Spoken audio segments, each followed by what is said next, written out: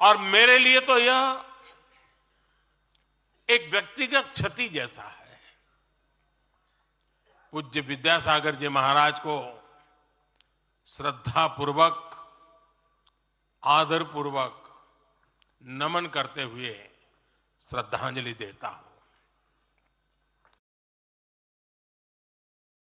समस्त देशवासियों की तरफ से संत शिरोमणि आचार्य श्री 108 पूज्य विद्यासागर जी महाराज को श्रद्धापूर्वक, आदरपूर्वक नमन करते हुए श्रद्धांजलि देता हूं। उनके संलेखन समाधिस्थ होने की सूचना मिलने के बाद उनके अनुयायी शोक में हैं, हम सभी शोक में हैं। और मेरे लिए तो यह एक व्यक्तिगत क्षति जैसा है। वर्षों तक मुझे व्यक्तिगत रूप से अनेक बार उनसे मिलने का, उनके दर्शन करने का, उनके मार्गदर्शन प्राप्त करने का अवसर मिला है। कुछ ही महीने पहले ऐसा ही मन कर गया था, मेरे प्रवास कार्यक्रम को बदल करके बहुत सुबह सुबह मैं उनके पास पहुंच गया था। तब पता नहीं था कि मैं दोबारा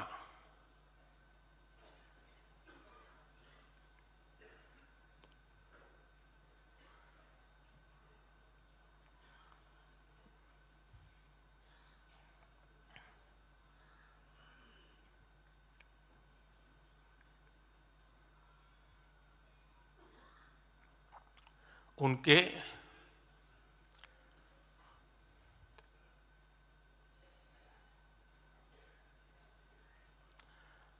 दर्शन नहीं कर पाऊंगा।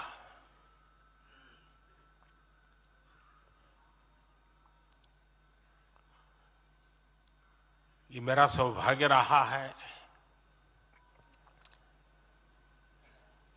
कि पिछले 50 से भी ज्यादा वर्षों से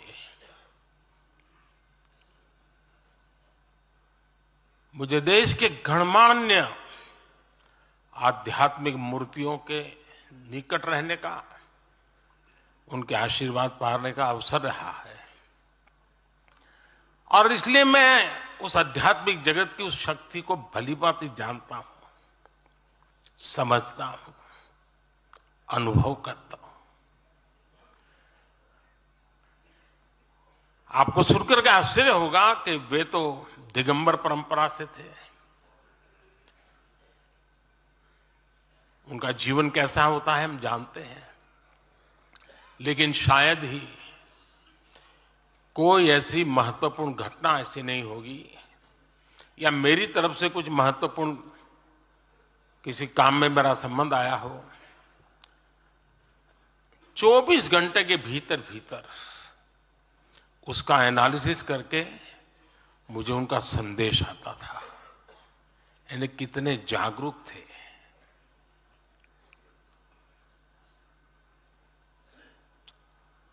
और अपनी विराट आध्यात्मिक यात्रा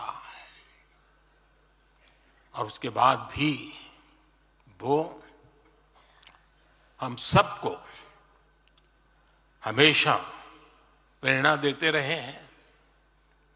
जीवन भर उतनी सौम्यता के साथ उनका लोगों को मिलना, उन्होंने हमारे युवाओं को परंपराओं से जोड़ा, गरीबों तक शिक्षा और स्वास्थ्य की सुविधाएं पहुंचाई।